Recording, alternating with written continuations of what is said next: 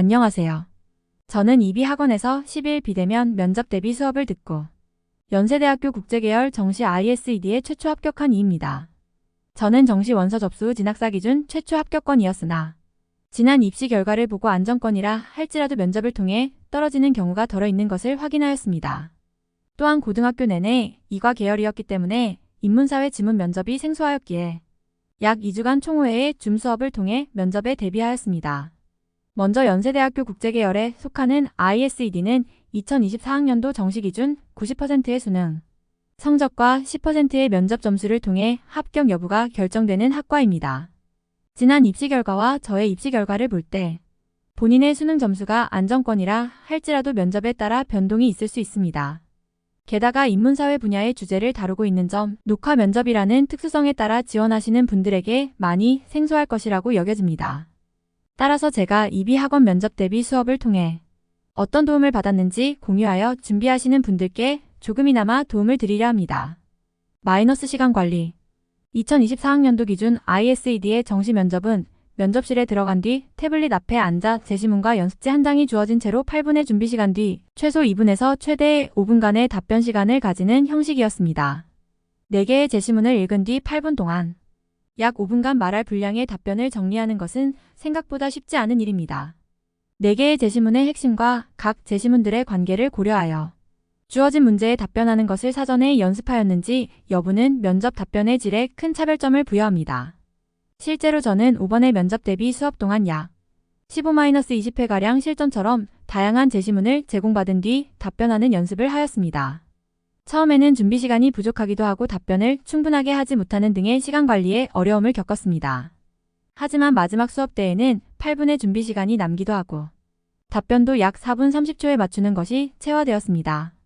따라서 실제 면접 당일 긴장감에 8분의 준비 시간을 수업 때처럼 여유롭게 보내지 못했다고 생각하였지만 이미 시간 관리가 체화되어 실전에서도 4분 40초가량의 답변을 자연스럽게 할 수 있었습니다. 따라서 이러한 면접 대비를 한다면 본인이 면접 시에 긴장을 많이 하는 성향이라 할지라도 체화된 시간 관리를 통해 주어진 시간을 잘 활용할 수 있을 것입니다. 마이너스 답변의 유기성 실제 수업 시에 선생님과 다양한 주제로 실전처럼 답변을 한 뒤 각 답변 후에 선생님께서 즉각 피드백을 주십니다. 그 과정에서 4개의 제시문의 관계를 파악하는 법, 그것을 통해 전체적인 답변의 구조를 형성하는 법에 크게 도움을 받았습니다. 처음에는 막연하게 읽고 문제의 답을 어떻게 하면 좋을지만을 생각하였지만 몇 번의 피드백을 거친 뒤 제시문을 읽음과 동시에 앞선 제시문들과 관계가 어떤지 파악하는 법을 익힐 수 있었고 보다 유기적인 답변을 할 수 있었습니다. 실제 면접 시에도 2개 혹은 3개의 제시문을 함께 엮어서 물어보거나 하나의 제시문을 가지고 다른 제시문들에 그 관점을 도입하여 물어보는 식의 문제들이 출제되니 이런 식으로 제시문의 관계를 파악하여 유기적인 답변을 하는 연습은 크게 도움이 될 것입니다. 마이너스 답변의 차별성 이비학원에서는 상당한 양의 다양한 자료들을 제공해 주십니다. 각 답변별로 추가하면 좋을 배경 지식 등을 알려주시는 것뿐만 아니라 카톡방을 통해 약 200개의 주제별 자료와 30개가 넘는 면접 대비 필수 서적의 내용을 정리한 자료를 제공해 주십니다. 또한 수업 시 다루는 주제들은 학원에서 그 해에 출제 가능성이 높다고 생각되는 것들을 다뤄주시기 때문에 수업에 참여하는 것만으로도 많은 배경 지식을 얻게 됩니다. 저 또한 올해 첫 수업부터 강조해 주셨던 파놉티콘이 실제 면접 제시문에 나와서 친숙함에 긴장감을 덜었을 뿐만 아니라 다른 지원자들보다 편안한 마음으로 제시문에 더 깊은 이해를 할 수 있었습니다. 이렇듯 많은 배경 지식을 쌓게 되면 저처럼 보다 자신감을 가지고 답변을 할 수 있을 뿐만 아니라 이를 통해 타 지원자들과 차별되는 더 깊은 이해도를 가진 답변을 할 수 있습니다. 많은 수의 지원자들이 최대 5분이라는 짧은 시간을 통해 답변을 하고 꼬리 질문이 없는 녹화형 면접이기에 답변의 차별성이 매우 중요한 면접이라고 생각합니다. 실제 연대 국제계열 답변 후기 올해 면접은 지난 면접들과 달리 도표나 그림 없이 4개의 제시문이 모두 줄글의 형태였습니다. 가벤담의 파놉티콘과 현대의 파놉티콘에 대한 설명, 현대의 파놉티콘에 대한 연장으로 정보 유출에 대해 이야기함. 나칠면조 이야기를 통해 칠면조가 주인의 행동을 관찰하여 주인과 밥을 연관짓지만 실제 칠면조에게 제공되는 데이터가 한정됨을 이야기하며 AI의 데이터를 활용한 규칙 분석에 오류 가능성이 있음을 제시. 다 SNS 사용자들이 주로 자신에 대한 내용을 포스트하며 자신의 인생의 부정적인 면은 감추고 긍정적인 면은 부각하여 선택적 정보 공유를 함. 라인가는 타인에게 자신을 드러내고자 하는 본능이 있음.